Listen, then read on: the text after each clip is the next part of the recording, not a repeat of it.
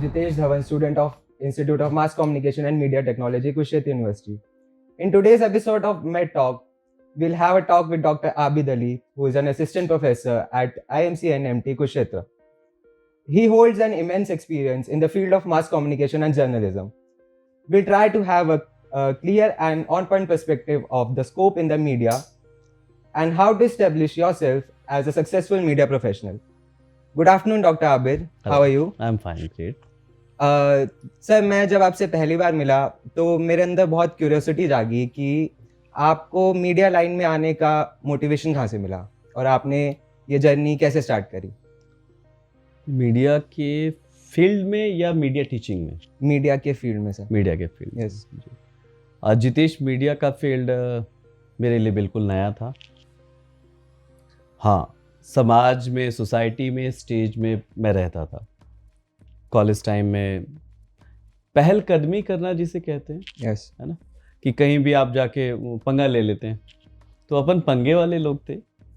कोई cultural programme हो रहा है, घुस गए, क्या चल रहा है, अच्छा एक नाटक चल रहा है, हाँ हम भी करेंगे, हम भी करेंगे.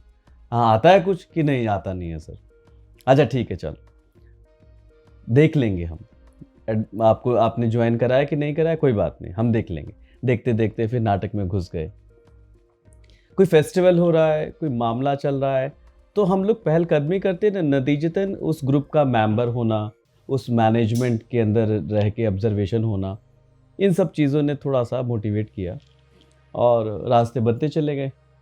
मैं पहले भी बताया कि मीडिया में आना सिर्फ इस तरीके से था कि मैं ज्योग्राफी का स्टूडेंट था और मेरे कुछ दोस्तों ने कहा कि जर्नलिज्म में आकर हम आईएएस की तैयारी करेंगे और जनरल अपना टॉपिक या अवेयरनेस हमारी बढ़ जाएगी और हम आईएएस प्रिपेयर करेंगे अपना. अब जब फील्ड में घुसे तो यहाँ के कैमरा, लाइट्स और यहाँ का ग्लैमर की चीज़ों ने अट्रैक्ट किया और कड़ी दर कड़ी फिर शुरुआती दौर में कुछ अखबार में काम करना, फिर रेडियो में काम करना, फिर कुछ फिल्मों के साथ अटैच होना, कुछ टीम वर्क्स के साथ हमने कुछ डॉक्यूमेंट्रीज़ बनाई. छोटे छोटे काम जुड़ते चले गए और फिर एक वक्त आया कि नेट और अपना क्लियर हुआ, उसके बाद पीएचडी हुई और फिर मैं मीडिया टीचिंग में आ गया. सर आपको इतना एक्सपीरियंस है कि आपका एक्सपीरियंस पढ़ने के लिए मुझे पेपर की तरफ भी देखना पड़ेगा. तो सर आप as an editor, theatre artist, voice artist, radio jockey, writer, anchor and so on. जी. तो सर हम लोग जैसे फ्रेशर्स हैं तो हमें डर लगता है कि एक फील्ड में मास्टरी कैसे करेंगे. लेकिन आपने इतने सारे फील्ड में घुस के उसमें मास्टरी करके उसको छोड़ दिया. जी जी जी. तो सर मतलब मैं समझ रहा हूँ. जी. एक्चुअल में जितेश, मैं ऑडियंस को भी ये कहना चाहूँगा, हमारे जो व्यूवर्स हैं, हमारे स्टूडेंट्स, हमारे दोस्त जो हमें सुन पा रहे हैं, देख पा रहे हैं, आप एक बार शुरू कर दीजिए, कोई भी काम शुरू कीजिए. जैसे मैंने आपको बताया कि हमारा इनिशिएट था, आपके अंदर एक जहन होता है, आपके अंदर खुद से आपको मालूम रहता है कि मेरे अंदर कोई चीज़ है जो मुझे किसी तरफ लेकर जाती है. तो लोगों से मिलना, घूमना, इस तरह की चीज़ें अंदर रहती हैं. शुरुआती दौर से ही एक अजीब सा अंदाज़ कि लोगों के बीच, अपने दोस्तों के बीच में सेंटर पॉइंट रहना, दोस्तों की हेल्प कर देना, कोई भी बात हो उसमें इन्वॉल्वमेंट देना अपनी. नतीजतन आपके अंदर एक पहलकदमी या लीडरशिप का एक क्वालिटी आप कह सकते हैं उससे शुरू होती है. और फिर जब एक चीज़ जुड़ती है आपके साथ तो धीरे धीरे धीरे धीरे आपको पता ही नहीं लगता है. हम स्टूडेंट लाइफ में जब मैं सीख रहा था चीज़ें, तो हम अपने दोस्तों के साथ गांव में चले गए. दोस्तों ने कहा कि हम समाज सेवा करना चाहते हैं. बहुत सारे खूब पेड़ लगाने लगे. कभी हम लोग जाकर फूलों के लोगों को गुलदस्ते देकर उन्हें कहने लगे कि अपने घरों में ये लगाइए, फूलों के पौधे देने लगे. छुट्टियां हुई 1.5 महीने की गर्मी की और हम सब दोस्तों ने मिलकर, दिल्ली की हमारी बहुत सारी दोस्त होती थी या चंडीगढ़ की, जहां हम कहते हैं मेट्रो सिटीज़ की हमारी स्टूडेंट्स जो फ्रेंड्स होती थी, वो जीन्स पहनने वाले या मॉडर्न लोग जी. हमने डिसाइड किया कि खेत में जाके हमें गेहूं काटनी है और हमने सबने मिलकर वो गेहूं काटने का एक्सपीरियंस लिया. फिर हुआ कि चलो गांव की ओर, एक हम लोगों ने स्टूडेंट लाइफ में एक कैंपेन स्टार्ट किया था कि हम लोगों ने जो सीखा, लिखा, पढ़ा, उसको लेकर हम गांव में चले गए. और ये शर्त थी कि आप ना तो घर से कोई ड्रेस ज़्यादा लेकर जाएंगे, ना कोई आप सनस्क्रीन लेके जाने वाले हैं, ना टूथपेस्ट लेके जाएंगे. हम एक जोड़ी कपड़ा और एक एक्स्ट्रा और जो कुछ ज़रूरत के सामान थे वो एक थैले में लेके निकल पड़े। और गांव-गांव हमने 10-15 गांव को कवर किए। एक गांव में जाते हमारे पास डपली थी, ढोलक थे और कुछ एक और साजो सामान इस तरह से लेकर, और गांव में हम लोग जाते ही हम कहते मुनादी करते हुए गली-गली में हम लड़के-लड़कियां घूमते कि हम शाम को एक चौपाल ढूंढ के कि यहाँ पर हम सब लोग शाम को कुछ प्रोग्राम करने वाले हैं। डिसाइड कर लिया था हमने कि सोसाइटी को हम अवेयरनेस की बात करेंगे, भाईचारे की बात करेंगे, कल्चरल प्रोग्राम देंगे। हरियाणा की बात करें तो यहाँ के टेस्ट के हिसाब से कुछ रागनी सीख ली हमने।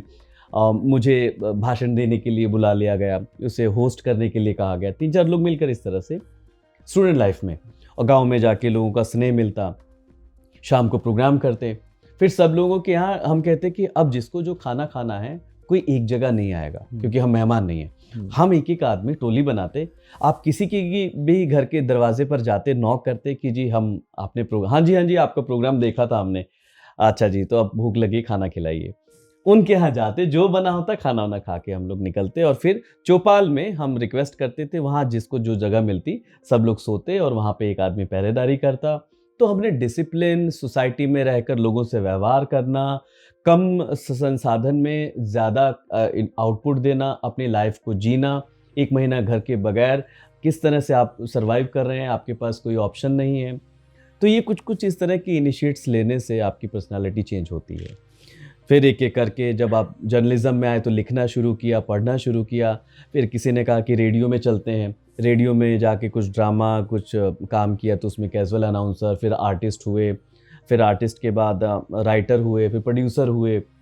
इसी तरह से फिर टीवी में एंट्री की, तो कुछ लिखना, आवाज़, फिर बहुत सारे जिंगल्स बनाना, छोटी छोटी डॉक्यूमेंट्रीज बनाना, फिल्मों में एक्टिंग करना, दोस्तों को मिला के कास्ट डिसाइड करना कि इसमें कौन होगा, कैसे होगा, और एक एक कड़ी जुड़ती चली जाती है जी।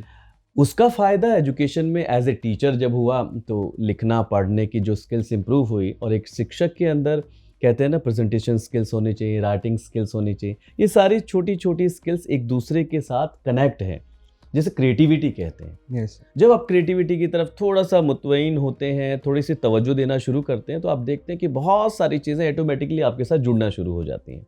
तो इसे अदरवाइज ना समझते हुए ये सब एक दूसरे से कनेक्ट है, तो कोई ऐसा भारी भरकम ऐसे ना समझें, और आप एक बार बस शुरुआत करें। मुझे ऐसा लगता है जितेश की, हमारे जो श्रोता हैं या दर्शक जो देख रहे हैं हमें, कि एक बार आप किसी रास्ते को चुन लीजिए, यकीन मानिएगा उसके साथ बहुत सारी काबिलियत, बहुत सारी सलाहियत आपके साथ वो जुड़ती चली जाती है। सर, तो देसी भाषा में कहना चाहूँगा कि सर घाट घाट का पानी पी के आज हमारे सामने बैठे हैं। हाँ, ये तो कह सकते हैं। मैं जानना चाहूँगा सर, आपके हिसाब से मीडिया में बहुत सारी फील्ड्स हैं, writing, reporting, as a producer, तो सबसे ज़्यादा वाइडेस्ट स्कोप कौन सी फील्ड में है? ये अक्सर सवाल पूछे जाते हैं जब नए एडमिशन्स होते हैं कि सर मीडिया का क्या स्कोप है, कौन सी फील्ड ज़्यादा अच्छी है। तो मैं कहता हूँ कि 6 महीना रुकिए, 6 महीने के बाद जैसे आप एंट्री करते हैं, आपके खुद ब खुद ना मानस पटल पर या आपके वो कपाट खुलना शुरू हो जाते हैं। जी। फिर जो बच्चे आए होते हैं ना 6 महीने पहले, जी हम क्या करें, हमें कुछ पता नहीं, 6 महीने बाद वही हम लोग को सिखा रहे होते हैं कि सर ऐसे नहीं करते, ऐसे करते हैं। जी। इसका मतलब ये है कि मीडिया के अंदर एक ब्रॉड आप अगर देखें तो हर एक फील्ड में मीडिया की ज़रूरत है।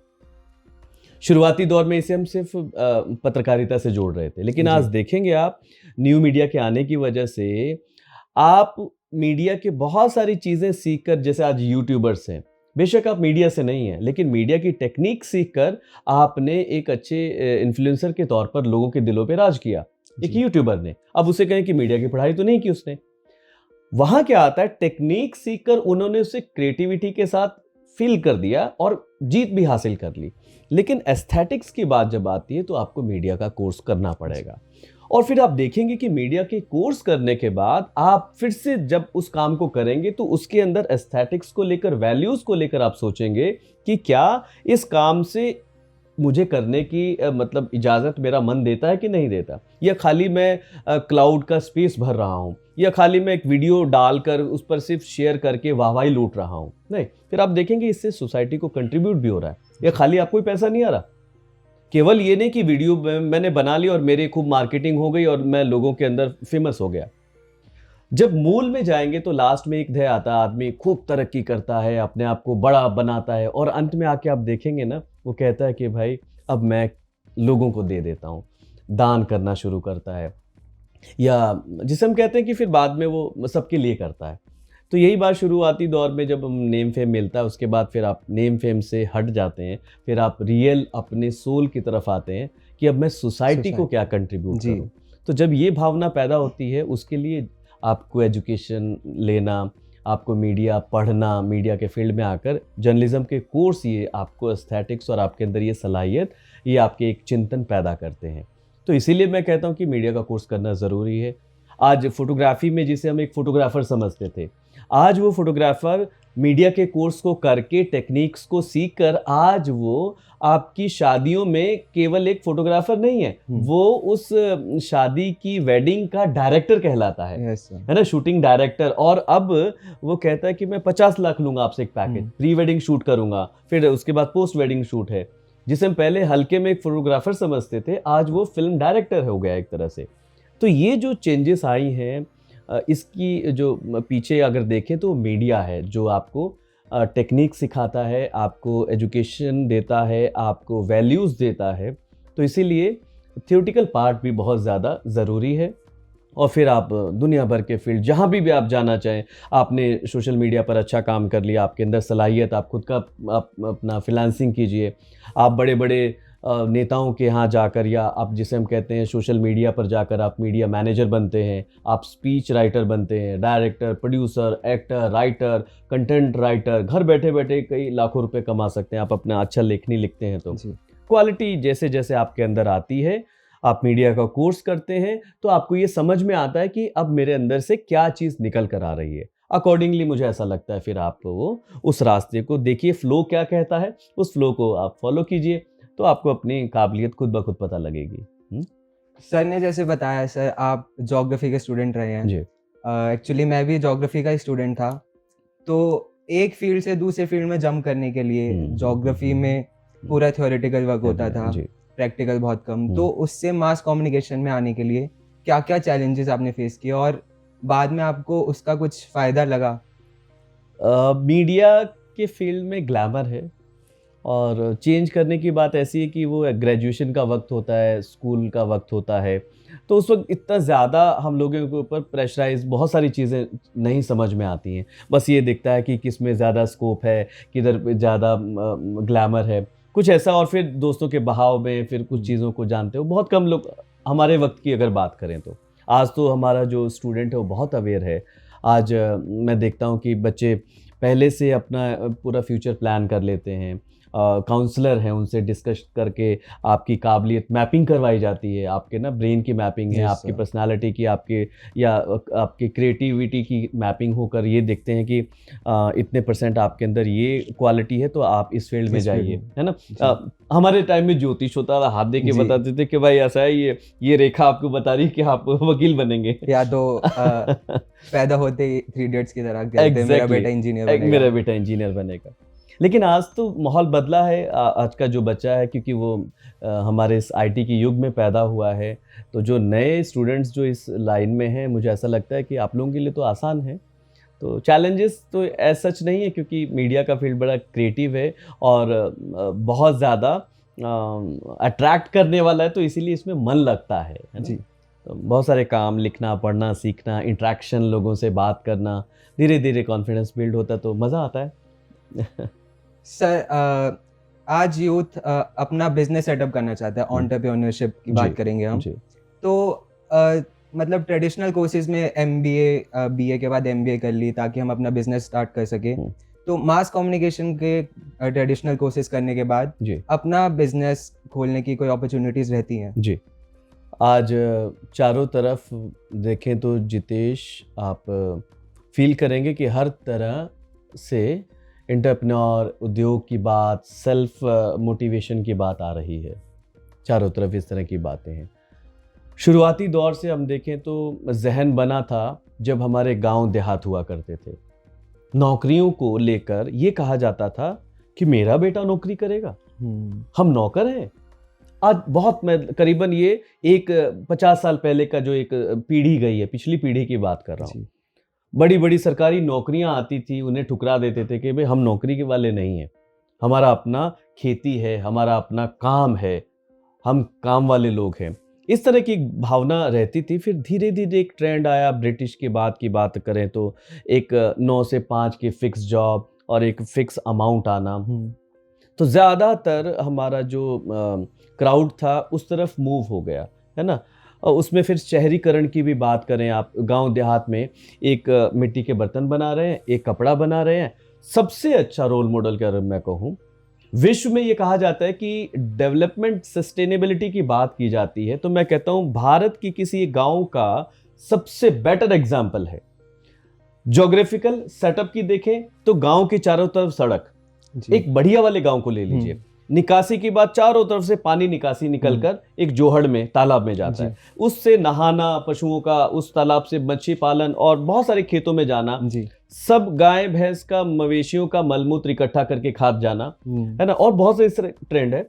शौचालय बने, शौचालय में देखेंगे एक टाइम में जो खेत में, हालांकि वो खुले और कई सारी इस तरह की टेक्निकल बातें या हम कहें कि चिकित्सा से संबंधी बातें हैं, लेकिन आज हमने शौचालय देखिए तो गांव में छोटे छोटे पाइप खोदकर डाल दिया, आज लग रहा है लेकिन पूरा नीचे का पानी दूषित हो रहा है और अब अजीब सी बीमारियां गांव में आने लगी। लेकिन पुराने जमाने में निकासी का, सोच का, पर्यावरण को ध्यान में रखते हुए, पशु पक्षियों को ध्यान में रखते हुए, व्यक्तियों को ध्यान में रखते हुए, ये चौपाल है, ये गली है, ये मोहल्ले हैं, और वो जो एक मैनेजमेंट थी, 2 दुकानें अगर किराना की हो गई तो ये डाउट में आ जाएगा कि भाई ये बैलेंस बात नहीं है, एक होने से सबको ठीक रहेगा, तो आप उस छोर पर कर लीजिए। मतलब आपस में इतनी अंडरस्टैंडिंग थी, होड़ नहीं थी, और उसका नतीजा ये कि हर एक आदमी मनमानी भी करेगा तो उसको पकड़ लेंगे लोग कि भी आप गलत मत करिए। तो इतनी ईमानदारी थी, दूध वाला कपड़े वाले को दूध देकर कपड़ा ले रहा है, एक बैलेंस की बात थी। क्यों नहीं इस टेक्निक को आज इस जमाने में हम फॉलो कर पा रहे हैं? अब सब कुछ अनबैलेंस सा नजर आ रहा है। एक तरफ भागे तो सब बीएड करने लगे, सब एक तरफ भागने लगे, उद्योग की तरफ भागे तो उद्योग की तरफ। तो ये सब जो अनबैलेंस हुआ, जिसकी वजह से आज जो ये आ रहा है कि बेरोजगारी की समस्या जो हमारे यहाँ बढ़ रही है, ये नतीजतन उन सब चीज़ों का परिणाम है। और इसका हल यही निकलता है कि हम अपने अपने लेवल पर, मुझे 50 करोड़ रुपए कमाने ही क्यों हैं, या मैं बहुत बड़े बंगले खड़ा करूंगा, यही क्यों सोच है कि मैं एक कमाई करूंगा, फिर मैं अपने बच्चों को पालूंगा, एक प्लॉट खरीदूंगा, एक मुझे मकान बनाना है। मिडिल क्लास फैमिली की जो सोच, क्या किस तरीके से मैं अपनी ज़िंदगी को ज़्यादा बसर करके सोसाइटी के साथ रहूं। बहुत सारे मुल्कों में आप देखिए कि हमें सोचने की ज़रूरत नहीं पड़ती, बच्चे कैसे पढ़ेंगे, क्या करेंगे, उसके लिए सरकार है ना। सरकार माने एक सिस्टम है, उसमें इन्वॉल्वमेंट तो हमारी है। लेकिन आज धीरे धीरे फिर मैं देखता हूं कि आज हमारा यूथ अवेयर है और खुद से काम करना। आप देखिए मीडिया के बहुत सारे फील्ड में आप एंटरप्रेन्योरशिप की जब बात करते हैं तो खुद के यूट्यूब चैनल्स के ज़रिए से, फ्रीलांसिंग के ज़रिए से, घर बैठे एनिमेशन, ग्राफिक्स, पोस्टर बनाना। सिर्फ मीडिया ही नहीं है, आप इसके ज़रिए से आप अपने घरों में अपनी बहुत अच्छी बातों को लेकर लोगों के बीच में कंटेंट जनरेट करने, सोशल मीडिया का कंटेंट है, वेब का कंटेंट है, ये सारे कंटेंट्स आप आसानी से दे सकते हैं, इसके लिए तैयारी कर सकते हैं। फिर आप कैमरास के ज़रिए से लोगों के साथ मिलकर फ्रीलांस कर सकते हैं, जैसे कोई प्री वेडिंग शूट है, ये छोटे छोटे इस तरह के काम। और फिर उसके साथ आप कंपनी के साथ थर्ड पार्टी वेंडर बनकर खुद के छोटे छोटे स्टूडियो स्टैब्लिश करके अपने एनिमेशन स्टूडियो स्टैब्लिश कर सकते हैं, मैगजीन चलाना, काम करना। और मुझे ऐसा लगता है कि छोटा छोटा आप काम करेंगे तो आपको बहुत सारी चीज़ें ईजिली नज़र आएंगी और रास्ते खुलते चले जाते हैं। जी। सर, आपके 15 साल के एक्सपीरियंस की बात करें तो आपकी बहुत सारी अचीवमेंट्स रही होंगी, बहुत सारे एक्सपीरियंस रहा होगा। तो मैं ये पूछना चाहता हूँ कि आप क्या मानते हैं कि आपकी सबसे बड़ी अचीवमेंट 15 साल में क्या रही? देखिए, हर छोटी से छोटी, बड़ी से बड़ी अचीवमेंट जैसे जैसे आप करते हैं वो आपकी लाइफ में काउंट होती है। आज वो एक एक काउंट होकर ही आज मैं अपने आप को फ़ख्र महसूस करता हूँ कि मैं इस लेवल पर पहुँचा हूँ। हाँ, लेकिन एक अच्छी बात यह है कि एक अच्छे शिक्षक के तौर पर मुझे जब फील होता है कि कहते हैं ना कि एक शिक्षक स्वयं में ब्रह्मांड महसूस करता है, पूरा यूनिवर्स खुद के अंदर महसूस जी। करता है जब उसके स्टूडेंट उसे एक्सपेंड करते हैं। मतलब अब मैं अकेला होकर सब जगह कुछ कर नहीं पाऊंगा, लेकिन अब शिक्षक होने के नाते फिर जो हमारे स्टूडेंट्स स्कॉलर्स हैं जो मेरे साथ कनेक्ट हुए, उन्होंने मुझे विश्व स्तर तक पहुंचाया है। और इसका अभी एक बहुत बड़ा आप लोग को अच्छा लगेगा सुनकर कि डॉक्टर भारत मेरे स्कॉलर रहे। उन्होंने मिलकर जो काम किया, भारत ने जो प्रैक्टिस की, उसमें हमने विजुअलाइजेशन, क्रिएटिविटी, सिटीजन जर्नलिज्म और पेपराजी जो होता है, मोबाइल जर्नलिज्म, इन 3-4 विषयों पर काम किया। और उसे यूरोप की एक जो पब्लिशिंग कंपनी है उसने हमें मेल करके हमने कहा कि हम ये पब्लिश करना चाहते हैं। और उन्होंने यूरोप से मेरी और भारत की हमारी दोनों की कोलैबोरेशन में वो 4 किताबें पब्लिश की हैं अभी हाल में। और साथ ही साथ क्रिएटिविटी, विजुअलाइजेशन पर एक हमने जो काम किया था, उससे 10 विदेशी भाषाओं में, वो भाषाएं भी कौन सी है मुझे भी मतलब पता नहीं है ना, क्योंकि हम लोग नहीं जानते, लेकिन वो 10 विदेशी भाषाओं में अलग अलग जो यूरोपियन और अफ्रीकन और कंपनीज वहाँ पे कंट्रीज़ में होती हैं, उन 10 भाषाओं में उसका ट्रांसलेशन होना मेरे लिए एक बड़ी बात है। और मुझे लगता है कि कुरुक्षेत्र विश्वविद्यालय के लिए और मीडिया में मेरे साथियों ने जो मेरा सहयोग दिया उनके लिए फ़ख्र की बात है। ऐसे फिर और कुछ राइटिंग पर, मेरी मीडिया लेखन पर कुछ किताबें रही हैं, और छोटी छोटी अचीवमेंट्स तो जुड़ती हैं रेडियो पर, अखबार पर, ऑल इंडिया रेडियो, दूरदर्शन, छोटे छोटे टॉक्स, डिस्कशंस और मिलजुल कर काम करना, ये सब चीज़ें आपको काउंट करती हैं, अच्छा लगता है। सर सवाल तो बहुत है, लेकिन समय की कमी की वजह जी, से जी, जी, मैं आखिरी सवाल ये रहेगा कि मीडिया को डेमोक्रेसी का चौथा स्तंभ माना गया है, तो हमारी ऑडियंस को आप क्या मैसेज देना चाहेंगे कि इस लाइन को वो सही प्रूव कर सकें? गंभीर सवाल है। आज विशेष रूप से पूरे मीडिया पर लांछन भी है, बिकाऊ मीडिया, फलाना फलाना फलाना। जी। और उस कंडीशन में फिर चैनल्स में, अखबारों में, वेब पर हमें काम भी ढूंढना है। और ये सब के पीछे एक चीज़ जो नज़र आती है, मीडिया के मूल में जब झांकेंगे आप, तो मीडिया स्पष्ट है, तथ्यात्मक है, मीडिया समाज का हितकारी है, मीडिया समाज का आईना है। अगर मीडिया कुछ गलत कर रहा है तो ये क्लियर आपको दिखाई देना चाहिए कि वो समाज में हो रहा है। हम लोग छोटे छोटे मंदिर, मस्जिद, धर्मशालाएं बनाते हैं, गांव में बच्ची की शादी करते हैं या जी। कोई सामूहिक फंक्शन होता है। आपने कभी महसूस किया कि वो कहाँ से आता है पैसा? कौन मैनेज करता है? कौन खाना खिलाने आता है? कहाँ से टेंट आता है? जी। अचानक से हम सब लोग जुड़ते हैं, सोसाइटी के लिए काम करते हैं, नतीजतन वो काम सक्सेस हो जाता है। तो जिस तरह से वो धर्मशालाएं हैं, जिस तरह से बच्चियों की शादी है, या सामाजिक या सामूहिक जो हमारे बहुत सारे सम्मेलन होते हैं, उसमें समाज अपने आप से खड़ा हो जाता है। दोस्तों, मीडिया भी समाज का अंग है और ये समाज का हिस्सा है। इसे समाज को ही खड़ा करना है। अगर आज समाज इस बात की जिम्मेदारी ले ले कि सभी मीडिया कर्मियों के लिए, खासतौर से पत्रकारिता की बात हो रही है, कि सभी मीडिया कर्मियों की जिम्मेदारी ले लेगा, और सरकार या जिस तरह से भी उन्हें उनके बच्चों को पालने का, उनके खर्चे का बीड़ा उठा लेगा, उसके बाद और उनको ये कहेगा कि अब आपकी सुरक्षा की कोई टेंशन नहीं है, तो देखिए मीडिया कितना खुलकर आता है। जी। जब मुझे अपनी जान का खतरा नहीं होगा, अपने बच्चों की रोटी की परवाह नहीं होगी कि समाज मेरे साथ खड़ा है, तो मैं देखिए कि कितना अच्छे से अपने समाज की सेवा कर पाऊंगा। तो ये समाज का अंग है और समाज को ये सोचना है कि ये मीडिया गलत नहीं है, ये हमारा अंग है और समाज को इसकी देखरेख करनी है।